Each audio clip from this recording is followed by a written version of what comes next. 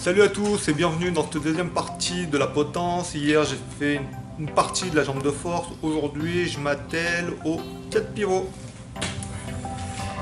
Je vais commencer par présenter ma pièce dans l'étau en la surélevant un petit peu. Voilà. Tac. Voilà. Comme cette pivot là ne demande pas une grande précision, je vais l'équilibrer avec le bout de ma fraise. Hop là.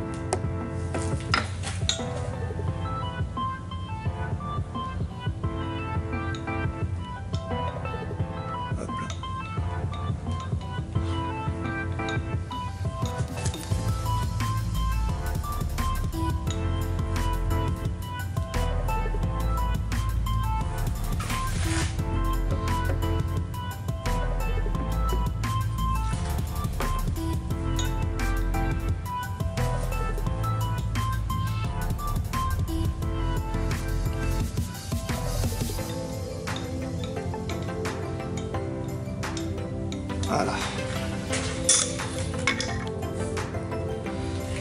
Hop.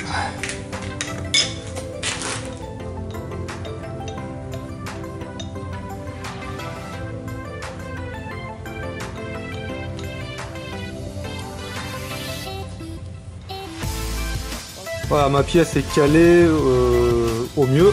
Et je vais rentrer de 4 mm dans la masse sur toute la largeur avec une fraise en 12 mm. Comme ça j'aurai un plan de surface plat pour pouvoir positionner en fer plat. Ça fera du 30 par 2. Je vais positionner après le fer plat de 30 par 2 où j'aurai plus qu'à souder de chaque côté.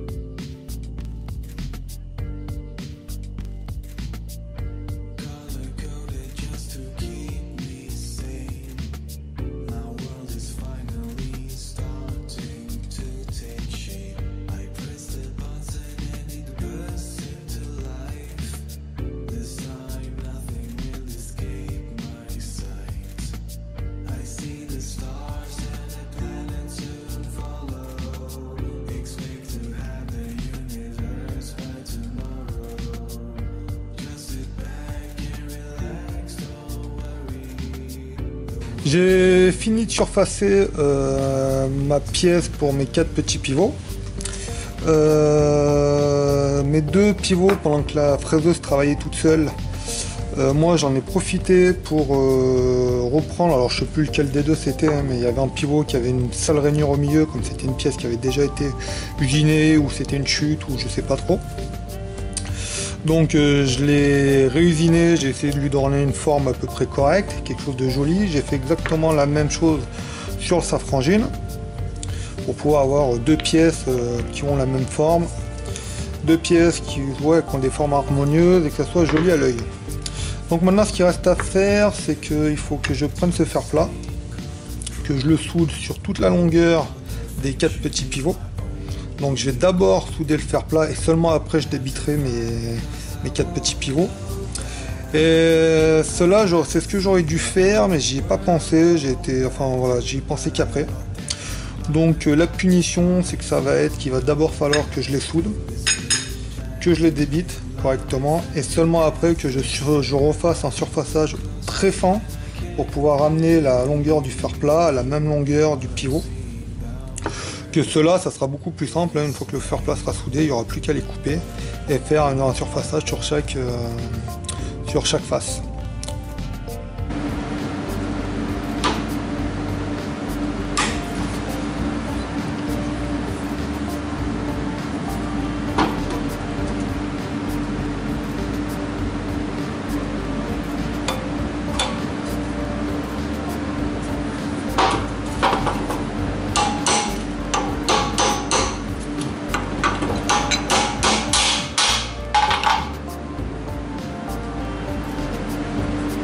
Voilà, donc le premier il est calé. Je vais pouvoir lui mettre un coup de pontage.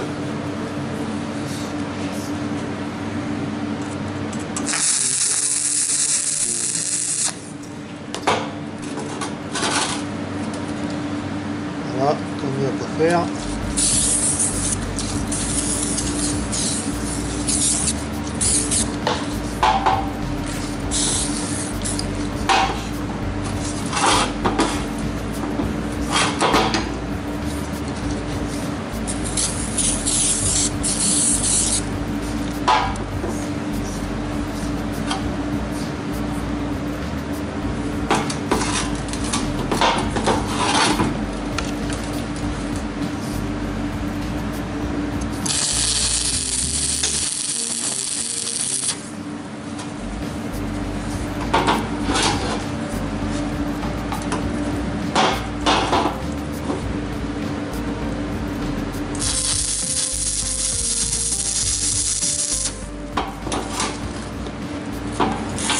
Hop.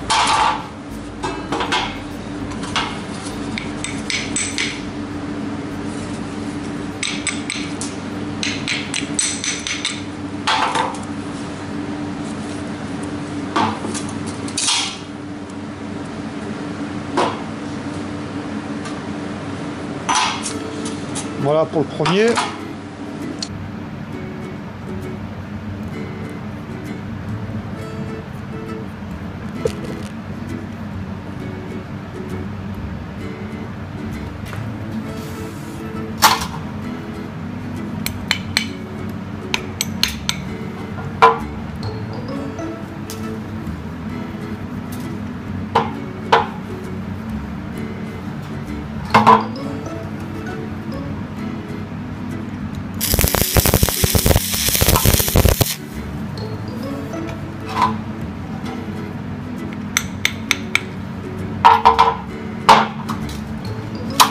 Voilà.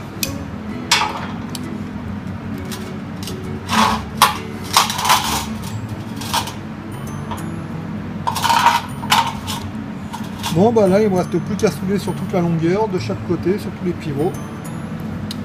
Donc je soude ça et je te montre le résultat à la fin.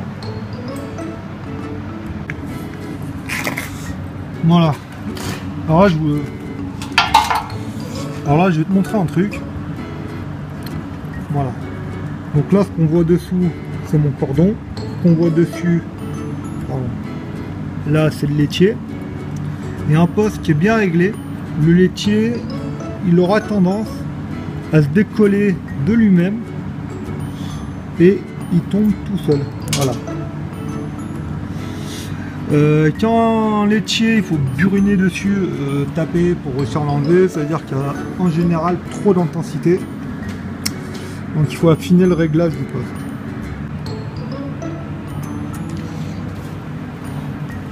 Voilà, ce que je vais essayer de te montrer là, c'est de tirer en cordon soudure du début jusqu'à la fin d'un seul trait, d'un seul tenant.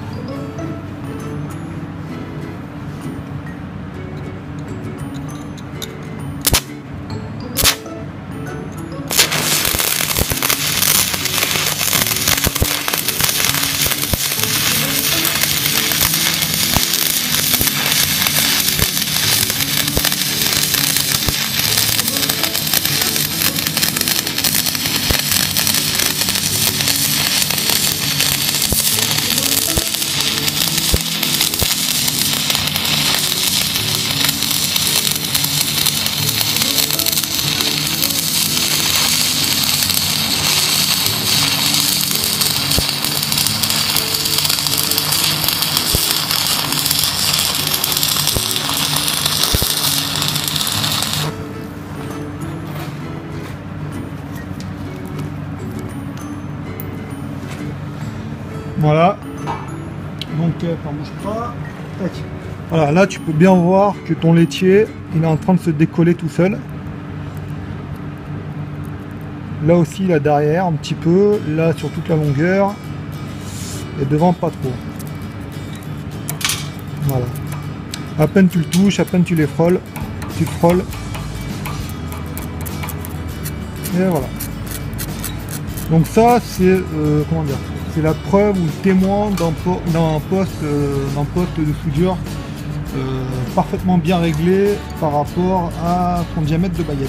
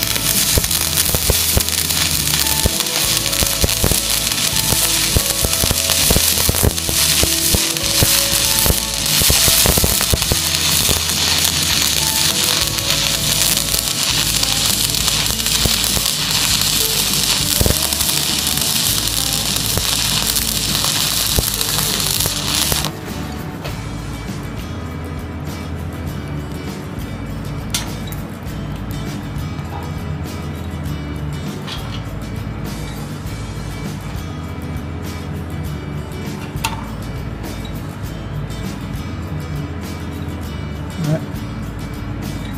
Bah là, ça se voit vachement mal à l'écran, mais je peux voir un petit trou dans mon laitier, ce qui veut dire que j'ai dû faire normalement un trou dans la soudure, donc ça va être la surprise tout de suite. Et ben non, il n'y avait pas de trou dans la soudure. Parce que quand on voit un petit trou comme ça sur le laitier, il y a un trou dans la soudure, donc si je ne l'ai pas fait là, pour le coup le trou je l'ai fait là dans l'angle. Voilà.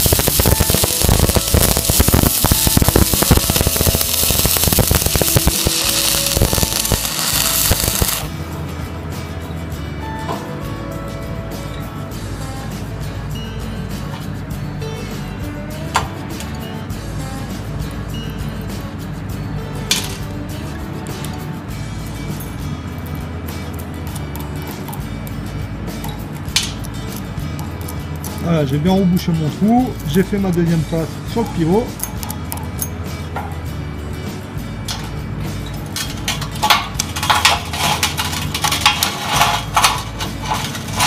Et comme ça, je vais pouvoir faire la deuxième passe de l'autre côté.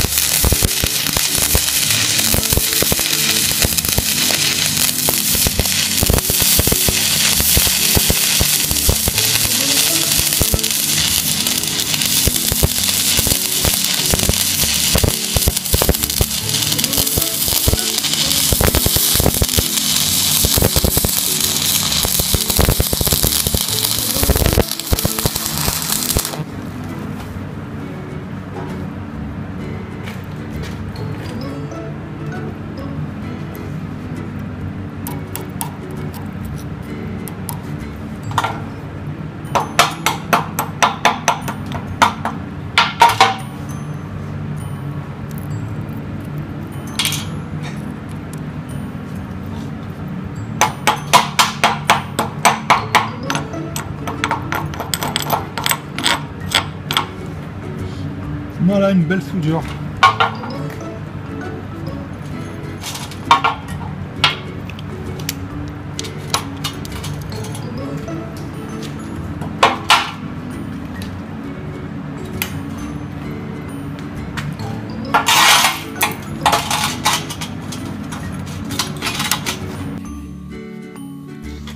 Bon, voilà, donc ça c'est la pièce avec les 4 petits pivots qui sont à débiter.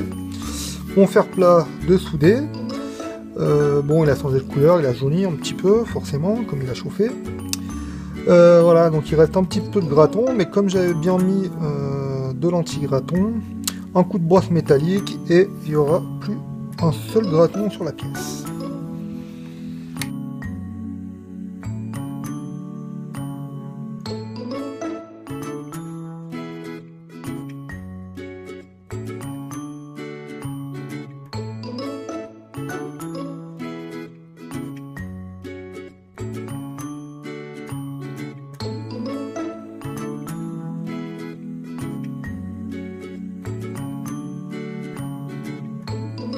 Ça y est, j'ai fini de brosser mes 3 pièces. En plus, celle-là, j'ai déjà redressé toutes les faces. Non, j'ai redressé la face de celle-là uniquement. Il me reste encore à dresser cette face et puis celle-là du deuxième pivot. Pour celui-là, ce qu'il me reste à faire, c'est de faire la coupe pour sortir mes 4 pivots. Je vais pouvoir présenter ma pièce dans le mandrin du tour. Là, comme j'ai les cordons de soudure qui dépassent, je vais surtout pas mettre la pièce contre le mandrin. Enfin, la pièce en butée contre le mandrin. Là, mon trou de centrage de ma contrepointe que je garde depuis le début. Comme ça va me permettre de centrer ma pièce. Voilà.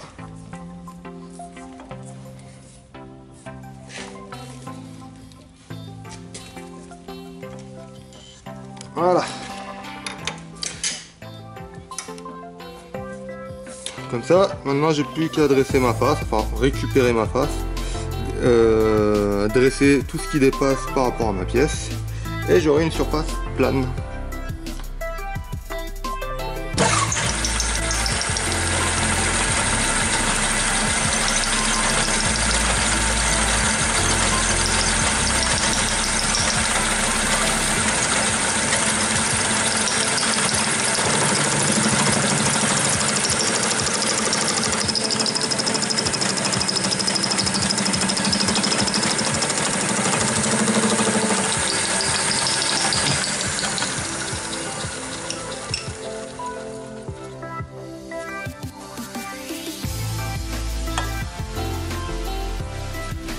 Voilà.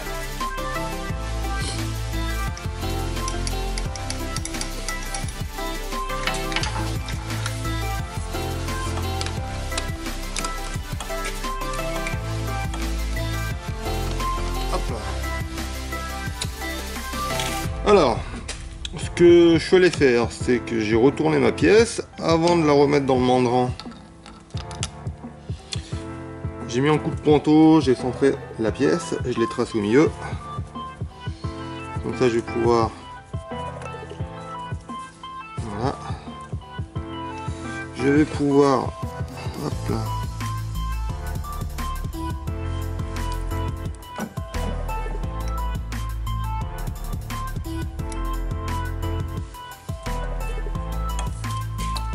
La centrer pour pouvoir placer la contrepointe.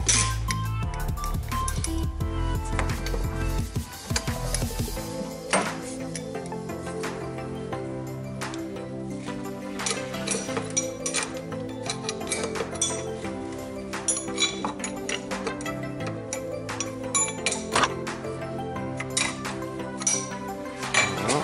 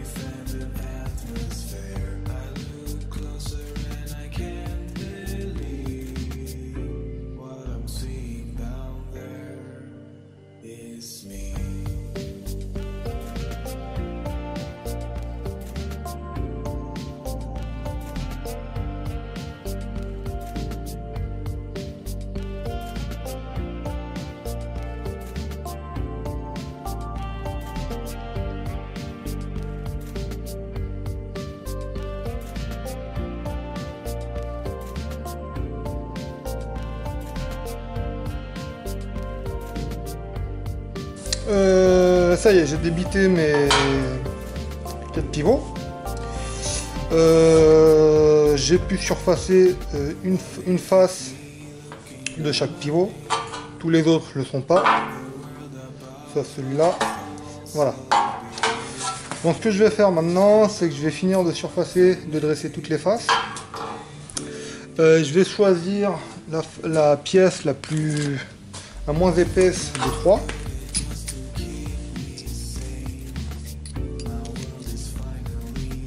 « 41, 42, celle-là dessus, celle-là, pareil. Donc a priori, la plus fine, ça serait celle-là. Voilà. Donc ce qui fait que je vais finir de dresser cette face. Après, je vais d'abord dresser entièrement cette face. Après, je vais retourner mon pivot, je vais finir de dresser cette face. Et à ce moment-là, j'aurai une cote minimale. J'aurai plus qu'à reporter cette cote minimale sur mes 3 derniers pivots. Comme je disais tout à l'heure, comme j'ai une pièce une face qui est déjà dressée, donc déjà perpendiculaire, je peux la mettre en butée contre le mandran. Comme ça, je suis sûr que ma pièce, elle est perpendiculaire. Voilà. Et comme ça, j'ai plus qu'à dresser la deuxième face.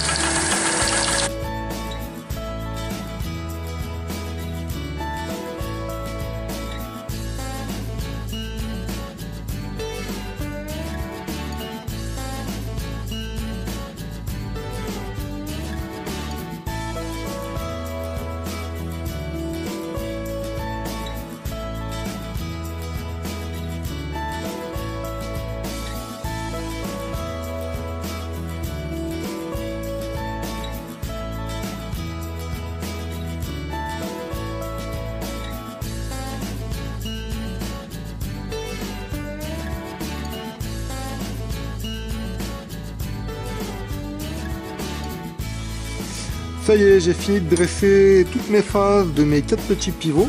Donc je suis relativement content parce qu'avec ce tour, c'est pas évident de faire quelque chose de précis. Donc là, j'ai réussi à ramener à une cote, voilà, 4,50 et 4,55. Pour la plus petite, je suis à 4,40, 4. Voilà. Donc j'ai vraiment réussi à ramener tout ça à même pas 10 centièmes près. Donc je suis très content d'avoir réussi à faire ça avec ce tour. Les deux grands pivots, eux, c'est pareil, ils sont terminés, ils sont déjà percés. Donc cela, c'est fini. Et les 4 petits, il reste plus qu'à les percer jusqu'à un diamètre 20.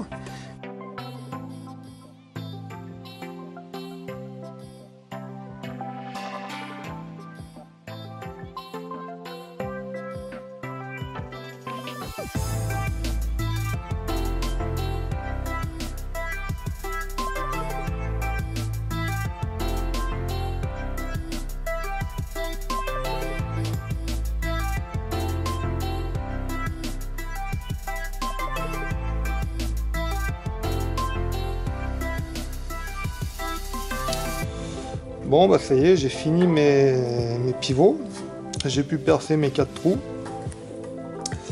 Voilà, donc l'idée c'était vraiment d'avoir 2 gros pivots, enfin 2 séries de pivots costauds, parce que c'est quand même pour mettre sur une potence.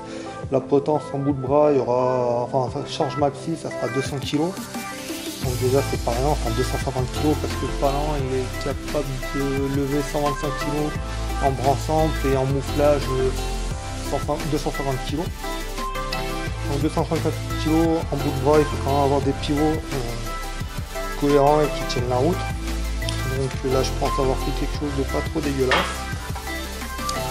Voilà, après comme je disais, c'est quand même pas non plus d'une précision absolue, hein, mais bon, je cherche pas non plus à avoir quelque chose d'hyper précis, je cherche à avoir quelque chose de très propre et de très présentable visuellement. Donc là ça m'ira très bien. Voilà. Donc l'idée c'était vraiment de pouvoir mettre un pivot sur un axe, sur le bas. Un pivot, un gros pivot qui lui sera un pivot mobile sur la jambe de force qui elle-même sera mobile. Un deuxième pivot qui lui sera fixe aussi, premier. Donc là il y aura la première jambe de force fixe, celle qui sera fixée sur les deux charpentes métalliques et blanc. Donc la première jambe de force que j'ai préparée en début de semaine. Voilà, donc l'idée c'est vraiment d'avoir ces 2 pivots de souder sur la jambe de force fixe et ce pivot là d'avoir, enfin ce pivot là qui soit soudé sur la jambe de force qui elle-même sera mobile pour pouvoir pivoter de gauche à droite. Voilà, donc une série de pivots vers le bas, une deuxième série de pivots vers le haut pour pouvoir faire une potence avec un tirant, enfin comme une potence d'atelier tout simplement.